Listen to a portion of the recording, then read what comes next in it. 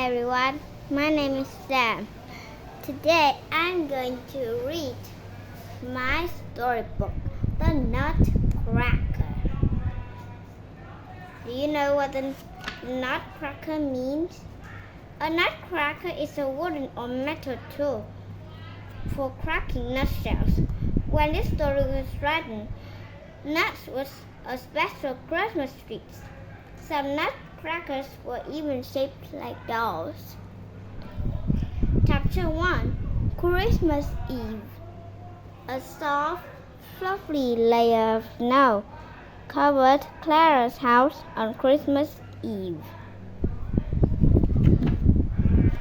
Inside, a party was in full swing, but one very special guest hadn't arrived. Clara watched for him at the window. Suddenly, there was a loud knock on the door. "He's here!" she cried, dancing over and flinging open the door. It was Clara's godfather. She gave him a big hug.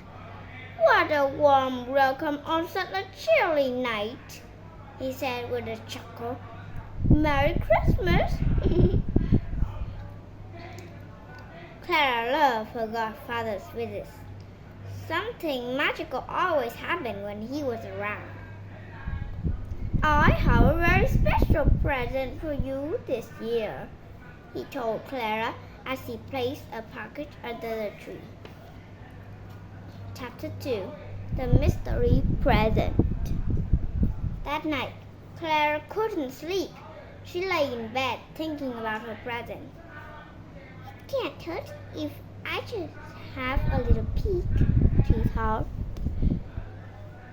Finally, Clara tiptoed downstairs. She soon found a present, tied up with a big red bow. On the ribbon there was a tag with a message. "Merry Christmas, Clara. I hope this protects you. With love from your godfather." "I wonder what godfather means," thought Clara. Slowly, Clara untied the bow and folded back a corner of the paper. Inside, she found a wooden nutcracker doll, dressed like a soldier. Just then, the clock struck midnight. Clara gave an enormous yawn. In a few minutes, she was fast asleep under the tree. Chapter 3 The Magic Begins. Clara woke up with a start, feeling very confused. She couldn't remember where she was, and her doll had vanished. She looked around and saw she was under the Christmas tree, and it seemed to be growing. "What's happening?" But the tree wasn't growing. She was shrinking. Soon, she was as small as a mouse. Out of the corner of her eye, Clara thought she saw something leaping around. Frightened, she darted behind a present and heard the tree rustle behind her. Clara spun around. "Don't be afraid, Clara. I won't hurt you," said a friendly voice. Clara was astonished. But it looked like her doll had come to life. "I'm the Nutcracker Prince," he said with a bow, "and I'm here to protect you. The kitchen mice are plotting to kidnap you." The prince pulled out a whistle and gave a shrill blow. At once, the lid of the toy box flew open and a long line of toy soldiers marched out. Standing in rows, they saluted the prince. "Attention!" he cried. "Clara needs our help. Prepare yourself for battle, men. Wheel out the cannons." Mice began to appear in the shadows. Slowly, they crept closer. Clara hid behind the prince. "Steady, man, steady!" he shouted. "Wait for the signal and fire!" Huge lumps of teeth flew from the cannons and struck down several mice. Some lumps landed in the corners, and the other mice scampered after them. "Excellent work, man!" roared the prince as the last mouse vanished. But the fight wasn't over yet. "Bravo!" said an evil voice from the shadows. A mouse wearing a crown and an eye patch appeared. "That's the Mouse King," said the prince, whispered to Clara. "Is cheese the best you can do?" cheered the king. "It'll take more than that to beat me. Now, hand over the girl." "I'd rather die," said the prince. "That can be arranged," the Mouse King sneered. Soon, the prince and the Mouse King were locked in battle. Their swords clanged as they danced around the room. "I'll make cream cheese out of you. Take that, you rascally rodent." Then disaster struck. The prince tripped on a lump of cheese and sprawled onto the floor. Seizing his chance, the Mouse King put his sword to the prince's neck.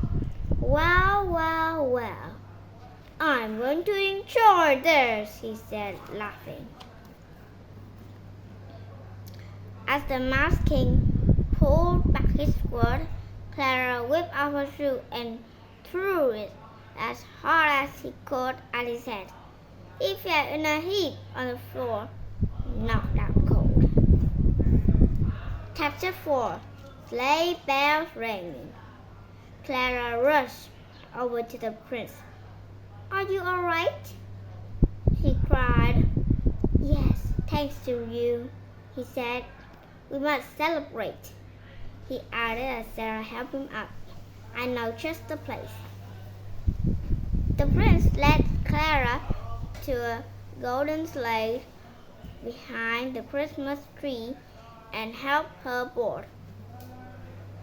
"Off we go, boys," the prince called to his 4 reindeers.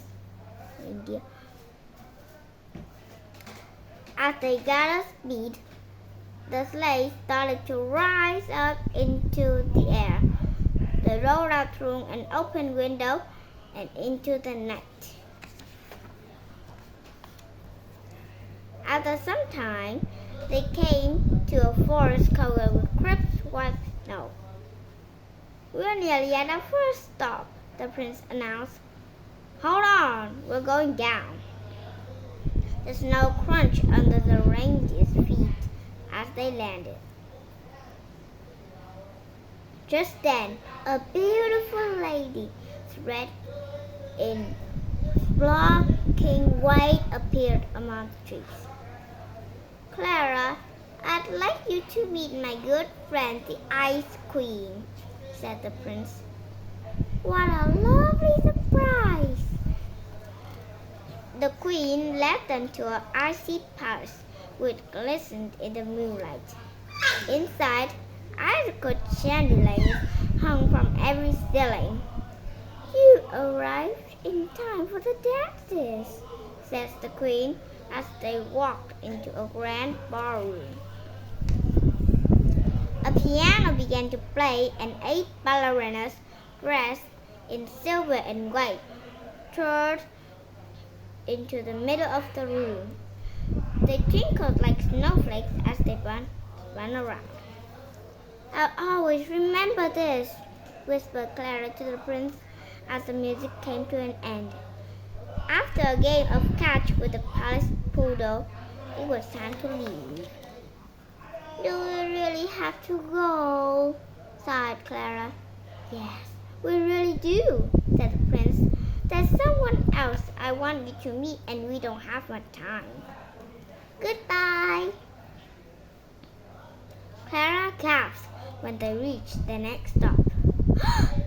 The trees were bursting with marshmallow blossoms, and lollipop flowers sprouted from the ground.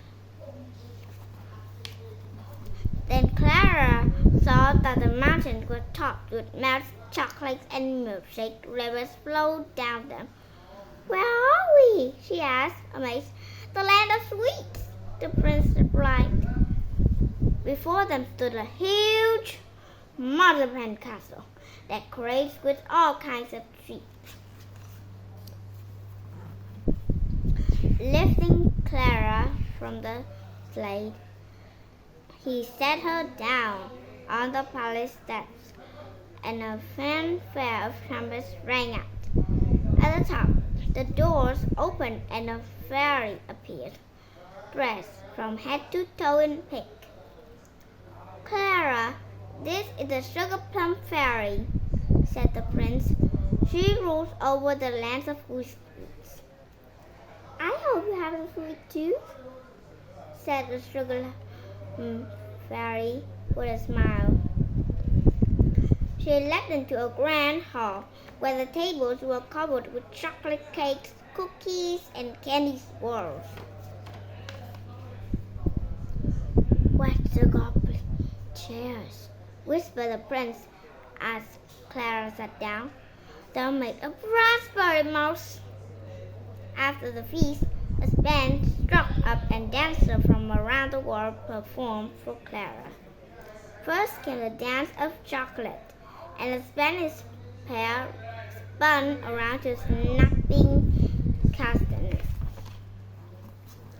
Next came the exotic dance of coffee. A beautiful Arabian princess danced with smooth, swirling movements in time to soft, soothing music. The third group of dancers had come all the way from China to entertain everyone with a tea dance. Many more dances followed, each one showing something good to eat or drink. But the final dance was very different. A group of ballerinas, all dressed as flowers, performed a slow waltz for Clara.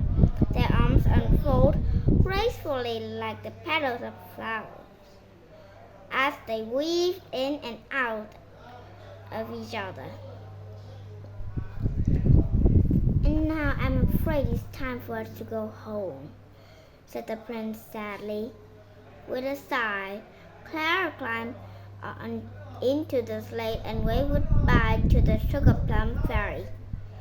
Thank you for an amazing evening, Nutcracker Prince, said Clara with a yawn. She was so tired that she fell asleep on his shoulder. When Clara woke up, she was back under the Christmas tree and the prince was gone. Only her doll lay beside her. Oh, it was only a dream, she cried, but it seemed so real. Just then, Clara spotted the tag that her godfather attached to her present. I hope this protects you, it said. I wonder if that means he knew the Nutcracker Prince would rescue me, thought Clara. Maybe it wasn't just a dream. So that's all for tonight. See you next time.